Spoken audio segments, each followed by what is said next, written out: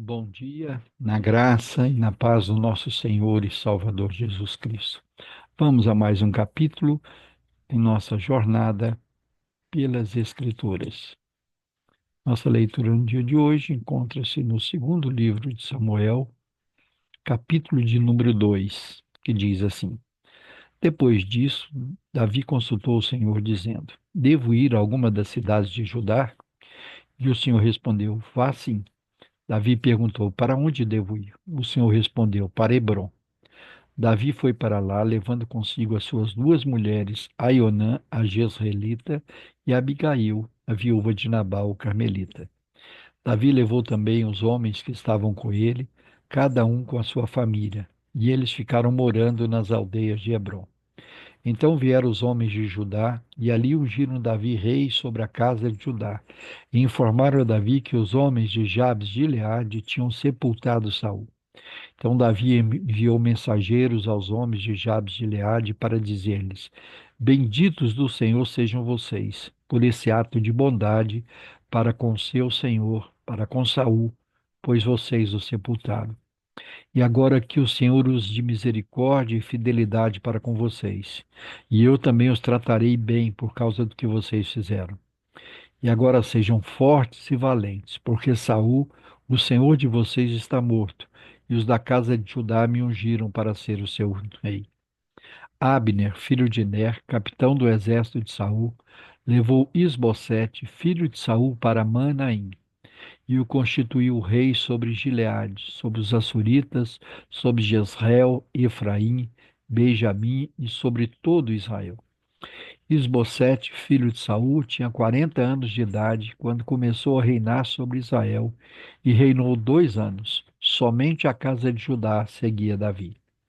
O tempo que Davi reinou em Hebrom sobre a casa de Judá foram 7 anos e 6 meses.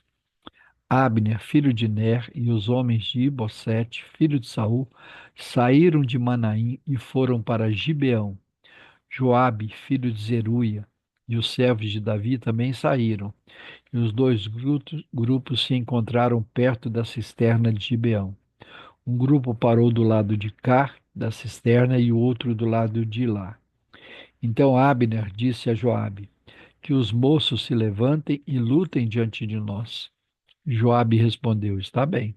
Então se levantaram e avançaram em igual número, 12 de Benjamim, da parte de Isbosete, filho de Saul, e 12 dos homens de Davi.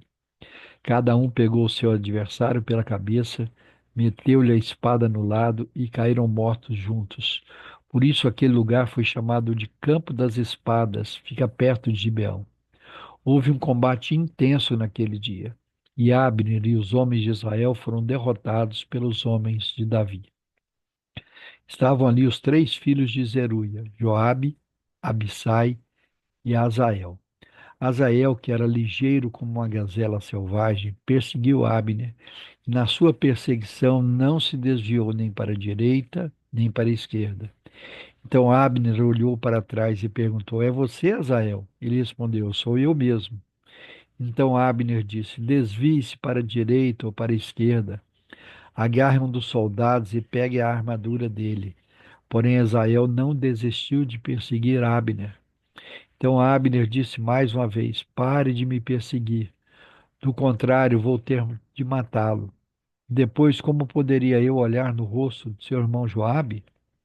Como Azael não quis deixar de persegui-lo, Abner o feriu na barriga com a extremidade inferior da lança, que lhe saiu pelas costas. Azael caiu e morreu ali mesmo.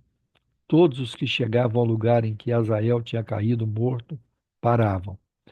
Porém, Joabe e Abissai perseguiram Abner. O sol se pôs quando eles chegaram à coluna de Amá, que está em frente de Giá, no caminho do deserto de Gibeão. Os filhos de Benjamim se reuniram em volta de Abner, formando uma só tropa, e se puseram no alto de uma coluna. Então Abner gritou para Joabe: Será que a espada vai consumir para sempre? Você não sabe que serão amargas as suas consequências? Até quando você vai esperar para ordenar ao povo que deixe de perseguir os seus irmãos? Joabe respondeu: Tão certo como vive Deus, Se você não tivesse falado, só amanhã cedo o povo cessaria de perseguir cada um o seu irmão. Então Joabe tocou a trombeta e todo o povo parou. E eles não perseguiram mais Israel e a luta acabou. Abner e seus homens marcharam toda aquela noite pela planície, passaram o Jordão e caminhando toda a manhã chegaram a Manaim. Joabe deixou de perseguir Abner e, tendo reunido todo o povo, verificou que faltavam 19 dos homens de Davi, além de Asael. Porém, os servos de Davi tinham matado dentre os de Benjamim e dentre os soldados de Abner 360 homens. Levaram Asael e o sepultaram no túmulo de seu pai em Belém. Joabe e seus homens caminharam toda aquela noite e ao amanhecer chegaram a Hebrom. Aleluia! Louvado seja o nome do Senhor nosso Deus, por mais essa porção da sua palavra. Vamos orar? Pai querido, em o nome do Senhor Jesus Cristo de Nazaré, o nosso Senhor, o nosso Salvador, aquele que vive e reina para sempre, aquele que nos transportou do império das trevas para o reino da luz, que nos tirou debaixo da condenação do pecado e nos transportou para o reino do Filho do seu amor. Nós te louvamos, nós te bendizemos pelo dom da vida. Mais um dia nós acordamos, respiramos, levantamos e estamos na tua presença. Somos gratos ao Senhor por esse novo e vivo caminho que Jesus conquistou para nós na cruz do Calvário. Como bem diz aquele cântico, tudo que Jesus conquistou na cruz é direito nosso, é nossa herança. A ti nós louvamos, a ti nós te bendizemos. Te bendizemos por essa porção da tua palavra que é viva, que é poderosa, tua palavra que penetra no mais profundo do nosso ser, que discerne os intentos e propósitos do coração. Te louvamos, Senhor, porque aprove ao Senhor, aprove ao Senhor e a sua soberana providência, instituir Davi como rei de todo Israel. E nesse trecho, Davi começa a reinar sobre Judá, e ali ele reina por 6 anos, 7 anos e meio. Louvado seja o teu nome. E quando Israel eh, desafia Judá para a batalha, mesmo sendo um exército muito mais forte, Judá sai vencedor, porque a mão do Senhor estava sobre eles. Te louvamos, Senhor, porque o Senhor é um Deus fiel. Como dizem por aí, como diz aquele ditado, eu com o Senhor somos maioria. Louvado seja o teu nome. Te louvamos porque o Senhor Jesus, antes de ser assunto aos céus, disse: Eis que estou convosco todos os dias, até a consumação dos séculos. Te louvamos pela companhia do Senhor Jesus. Te louvamos porque o Senhor, antes de subir, disse que não nos deixaria órfãos, mas enviaria o Espírito Santo, o Consolador, para estar conosco todo o tempo. Te louvamos, Senhor, pela presença do Teu Espírito conosco. Teu Espírito que nos convence do pecado, da justiça, do juízo. Teu Espírito que traz luz à Tua palavra e que fala aos nossos corações. Por isso nós louvamos e dizemos glórias ao Pai, glórias ao Filho, glórias ao Espírito Santo de Deus. A Ti toda a honra, toda a glória, todo o louvor. Te louvamos pelas nossas casas, pelas nossas famílias, nossos entes queridos, a quem nós tantos amamos. E clamamos pelas nossas casas, pelos nossos lares, pelas nossas famílias, para que haja harmonia, haja reconciliação, haja perdão, haja conversão em nosso meio. Que o Senhor converta o coração dos pais aos filhos, dos filhos aos pais, o coração do marido à esposa, da esposa ao marido. E também, Senhor, em nome de Jesus, que haja um encontro real e verdadeiro com a pessoa gloriosa do Senhor Jesus. Que haja salvação, que haja conversão, que haja reconciliação, que haja novo nascimento, que as escamas que têm cegado os nossos entes queridos, seja pelo pecado, seja na religiosidade, seja na tradição, que possam cair por terra agora em nome de Jesus. Que os nossos olhos e os olhos de todos os nossos entes queridos possam ser abertos, que se cumpra na nossa vida a tua palavra quando diz: crê no Senhor Jesus e serás salvo tu e tua casa.